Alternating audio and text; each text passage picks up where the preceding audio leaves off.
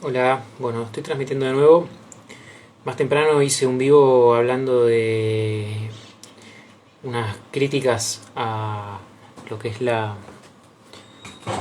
enfoque astropsicológico de los núcleos energéticos. Y como está Mercurio retrógrado, cuando terminó toqué en un lugar equivocado y no se grabó, no se guardó, así que se me borró. Pero bueno, eran 45 minutos donde estuve diciendo un montón de cosas que voy a tratar de sintetizarlas en un video más corto, porque me parece sumamente necesario aclarar ciertas confusiones y, digamos, desasnar a la gente que recién arranca, que se encuentra con este tipo de interpretaciones y no sabe distinguir, y como le parece que son más fáciles y que le resulta muy coherente, se cree que va por ahí y no va por ahí, ¿sí? El tema de los núcleos energéticos es un enfoque muy típico que viene de la escuela de Casa 11, digamos, de la astrología humanística, donde yo estudié, ¿sí? O sea, que yo no estoy hablando de algo que no sé, estoy hablando de algo que estudié y que practiqué durante un buen tiempo, ¿sí? Hasta que me di cuenta de que estaba equivocándome. Estaba mal lo que yo estaba diciendo, estaba mal interpretado. Así que bueno, yo voy a hablar de un par de cosas que encuentro cuando busco acá en Google. Busco astrología, núcleos energéticos. Primer link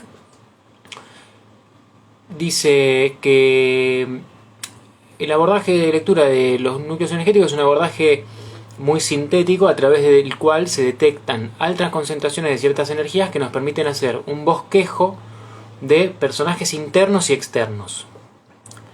Este tipo de lecturas facilita detectar y comprender mejor los juegos de luz y sombra de una carta. ¿Sí? Okay. De esto se trata el enfoque de los núcleos energéticos. ¿Sí? Voy a leer lo que hice en otro de los links que aparecen en la primera página de la búsqueda. No quiero decir ni quiénes son, porque no me interesa bardear a nadie, solo me interesa criticar un enfoque, ¿sí? Una forma de hacer. Es válido, háganlo así si quieren. Solamente se necesita tener claro cuál es el límite de ese enfoque y hasta dónde es coherente y a partir de dónde se va por el barranco. En otro de los links dice acá, de los núcleos arquetípicos, identificando luces y sombras en la carta natal. Y dice, entre otras cosas, la carta natal es un mapa que señala nuestras diferentes cualidades internas y de qué manera estas cualidades forman alianzas o enemistades entre sí. Cuando las energías planetarias o zodiacales son afines tanto por función como por cualidad, tienden a agruparse, generando algo así como un núcleo arquetípico que sintetiza el tipo de energía en cuestión. Yo hasta acá, lo que vengo diciendo con respecto de los núcleos, estoy perfectamente de acuerdo, ¿sí? Me parece que sí, los planetas de la carta, digamos, juegan unos para un lado, otros para el otro, digamos, se hacen como alianzas entre determinados planetas y a veces en tensión con otros, digamos, ahora, esto de alguna manera genera núcleos psíquicos, energéticos, le dicen ellos, y hablan de que se puede llegar a disociar de alguna manera y proyectar alguno de estos núcleos y quedar, digamos, en la sombra, ¿no? Porque este enfoque junguiano de lo que es lo que niegas insiste y lo que no es no tomas conciencia de vas a proyectarlo y lo vas a llamar destino, ¿no? Bueno, está bien. La sombra es un concepto junguiano, ¿no? Ahora, yo estoy de acuerdo en que se haga este tipo de interpretación psicológica de la carta natal. El problema es cuál es el criterio para identificar cuáles son los planetas que juegan para un lado o para el otro, ¿no? Esto tiene que ver con algo que yo compartí en mi feed, un posteo con texto lo puse ayer, que estamos a 29 de septiembre, 28 de septiembre, en donde hago, o sea, es una traducción que hice en mi blog de una crítica a esta noción del alfabeto de las 12 letras. ¿Sí? Todo esto es en complemento a lo que es la crítica al alfabeto de las 12 letras, ¿sí? Que por, digamos, analogía, dicen que Aries es como la casa 1, o la casa 1 es como Aries, la casa 2 es como Tauro, la casa 3 es como Géminis y así. Pero este artículo que yo compartí en mi feed, lo que dice es que todo esto parte de lo que es la asociación de las partes del cuerpo con los signos y las casas, que hay una misma parte del cuerpo asociada a cada signo y a cada casa, ¿sí? Por ejemplo, Aries y la casa 1 son la cabeza, Tauro y la casa 2 son el cuello, etc. Piscis y la casa 12 son los pies, ¿no? Bueno, que esta es la doctrina de la melotesia zodiacal, se llama. La melotesia es, digamos, esta teoría de que se asocian los 12 signos y las 12 casas con las mismas partes del cuerpo, ¿no? Entonces, a partir de ahí, mucha gente agarra y hace los núcleos energéticos basándose en estas analogías entre signos y casas, pero se confunden y de paso también meten el planeta, ¿no? Entonces, por ejemplo, tener muchos planetas en Libra, esto sigo leyendo las definiciones estas que veo acá sobre los núcleos arquetípicos. Dice, tener muchos planetas en Libra, Venus muy acentuado y Sol en la casa 7 generaría un personaje venusino que busca armonía, complemento, estética. ¿Sí? Esto es el criterio que aplican, digamos, como un ejemplo de criterio a aplicar para generar un núcleo energético de la carta, ¿no? Ahora, veamos cuál es el problema con esto. Primero, tener muchos planetas en Libra y Venus acentuado, sí, bueno, lógicamente va a hablar de una persona venusina, ¿no? Venus acentuado podría estar en conjunción con un ángulo de la carta o con una de las luminarias, etc. Pero ya cuando dice que el Sol en casa 7 juega para el mismo núcleo, primero, el Sol y Libra son contrarios porque el Sol se exalta en Aries primero. El Sol tiene su caída en Libra. Entonces, un Sol en casa 7, si hiciéramos una analogía de que la 7 es como Libra, le debiera quedar mal a ese Sol. Es una casa que le resulta incómoda al Sol, porque es donde se está poniendo, de hecho, es la casa en donde muere el Sol. Astronómicamente, digamos, en el nivel horoscópico es el poniente, ¿no? El descendente. Entonces, no juega a favor de... O sea, que sea el Sol el que está en esa casa, no juega a favor de lo libriano o de la casa 7, al contrario, en todo caso, si uno hiciera la analogía, es un planeta que no conviene tenerlo en esa casa, porque si Libra y la 7 son más o menos lo mismo, el Sol en Libra y el Sol en 7 serían más o menos lo mismo. Bueno, no es lo mismo un Sol en Libra que un Sol en 7, no es lo mismo. Cuando la gente hace esta analogía tan literal, la verdad es que está cometiendo un error, porque eso no aplica en el nivel interpretativo. Cuando uno ve que la gente dice estas interpretaciones, ¿no? Como de que es como pensar que Marte en la casa 1 está domiciliado, porque Aries es como la casa 1. Entonces, si Marte es de Aries, entonces Marte en 1 no está domiciliado, no, está en Aries domiciliado, no en la casa 1. Es un error decir que un Marte en 1 es como un ascendente en Aries. No, porque si es un Marte en Cáncer en la casa 1, no es lo mismo que tener a la Luna en Aries en la casa 1. No es lo mismo. Es muy distinto. El problema de este enfoque es que amalgama todo lo mismo. todo lo mismo. Planeta, signo y casa es como que no lo distingue ontológicamente. Son distintas dimensiones. Entonces, porque la casa 11 es como Acuario, entonces Urano es bueno para la casa 11. No, porque Urano no. Además que ya de por sí la regencia de Urano sobre Acuario la discuto. Pero, digamos, después se termina asociando como que la casa 12 es como Neptuno, porque se le asocia Neptuno a Piscis y Piscis a la 12, entonces Neptuno a la 12. No, no. Antes en todo caso sería de Júpiter. Ya, esto digamos, es un problema basado en qué. En que este enfoque de núcleos energéticos no tiene en cuenta el factor fundamental de la astrología de las dignidades planetarias. Las dignidades son los domicilios de los planetas. ¿En qué signos un planeta está domiciliado? ¿En qué signos un planeta está exiliado? ¿En qué signos está exaltado? ¿En qué signos está caído? No le dan lugar a la interpretación de las dignidades, o sea, las dignidades esenciales, que son en qué signo se fortalece y en qué signo se debilita un planeta.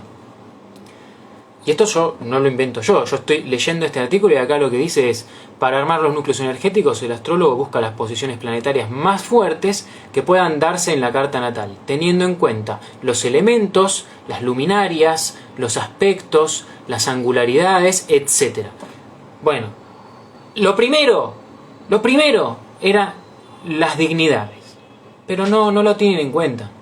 Este enfoque psicológico, humanista, no tiene en cuenta las dignidades planetarias, porque no le quiere decir a la persona si tiene un planeta debilitado, porque no, solo hay que decirle lo bueno.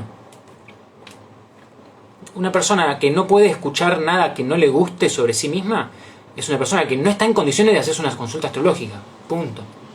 Tiene que hacer terapia primero. Tiene la personalidad un poco agrietada si una persona no puede escuchar algo sobre sí misma que no sea lo que quisiera escuchar, ¿no? Pregunta Paula, si la luna en Tauro está exaltada. Exacto. Esa sería el segundo nivel, digamos, de dignidad de los planetas. Es primero el domicilio y después la exaltación. Así como la luna tiene su domicilio en Cáncer, se exalta en Tauro. Ahora, decir que una luna en Tauro es como una luna en casa 2 es equivocarse. Es no saber la diferencia entre un signo y una casa. No es lo mismo. Y esto es lo que hace Caruti, ¿eh? Caruti, en su libro sobre las lunas, te dice esto. Que una luna en 8 es como una luna en Escorpio. Que un sol en el medio cielo es como un... Bueno, no, él habla de las lunas nomás. Pero esto lleva a esa confusión, como de pensar que un sol en el medio cielo es como un sol en Capricornio. Como si tener Saturno en el medio cielo fuera benéfico, porque está domiciliado. No, no.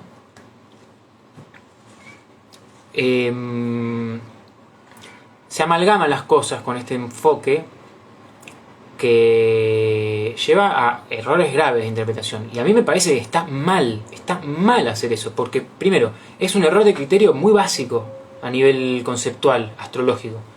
Pero después dicen, no, bueno, yo hablo como quiero, la astrología no tengo por qué adaptarme a la tradición que tenía la doctrina de las dignidades, ya no importan, las dignidades de los planetas no importan, porque ahora que se descubrieron planetas nuevos, ya no importan. No, claro, pero después igual te dicen que la 12 es como Neptuno, porque Piscis. No. Digamos, es como decir... yo voy a elegir solo la letra que quiero para hablar. Y después las otras no las voy a usar. Porque no me interesa, porque esas no me gustan. Pero bueno, loco, igual están. Y si no las usas, vas a estar hablando mal. Probablemente, o vas a estar hablando deformadamente. Va a ser confuso. Por algo existe una continuidad en un proceso histórico de la astrología. Se piensan que la astrología la inventó Jung. O sea, se inventó en el siglo XX todo lo que... sí abordó Jung, ni siquiera abordó la astrología técnicamente Jung.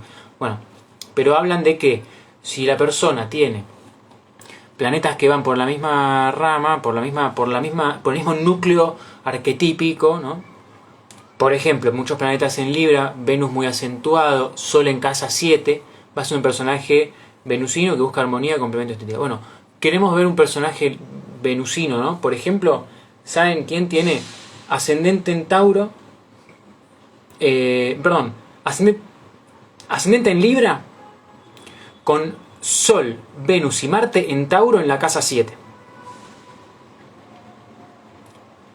Un personaje venusino sería, ¿no? Adolf Hitler. ¿Dónde está el personaje venusino que busca armonía, complemento, estética? Siguiendo este criterio, Hitler es un tipo venusino, ¿no? Por favor, no aplica. Ya con que un caso así de grosso no aplique, te está diciendo, loco, la evidencia es contraria a tu hipótesis y a tu técnica. No funciona. Sí, claro, se polarizó en Marte porque la proyección de su sombra en realidad lo proyectó todo en la 7. En realidad no era el malo él, era su pareja. Ah, por favor. El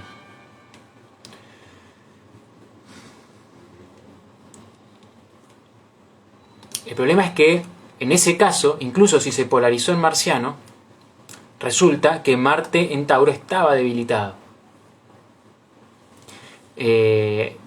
Entonces no tiene una buena dignidad ese Marte. Y ahí siendo tan importante porque agarra todo el núcleo venusino, pero ¿dónde está el lado de la belleza y la armonía y la expresión artística de Hitler? ¿Qué era? Porque era pintor, ¿no? Claro. Hermosa la pintura de Hitler. Que era vegetariano. Entonces, era buen tipo. Es una cuestión de distinguir un poco también la forma del contenido. O sea, claro, porque si no, ¿qué era? Era una persona que tenía su Venus en sombra, estaba en sombra. No funciona así, no sirve. Ese enfoque no aplica. Le dicen cosas a la gente desde ese lugar que no son. Y la persona dice, uy, capaz que no sé, no me di cuenta todavía de que soy así. Y le dicen, no, sí, lo que pasa es que tenés eso en la sombra, tenés que evolucionar. Tu personalidad todavía le falta desarrollarse para que te des cuenta de lo que te estoy diciendo, que en realidad lo tenés negado. ¿Qué clase de forreo es ese? No está bien. Es un enfoque psicoanalítico, nivel ni siquiera nivel terapia psicoanalítica ni análisis, no, es una especie de psicobalbuceo, no va por ahí. Es una meta psicologización de la cuestión que no hay manera de verificar si la persona realmente está en su sombra o qué. Te va a decir, no, salí de acá, estás equivocado, no es así. Y vos le vas a decir, bueno, no, yo sé más que vos de cómo vos sos. Loco, estás interpretándola mal la carta. Yo esto, digamos, ya en realidad no me interesa que esta gente cambie.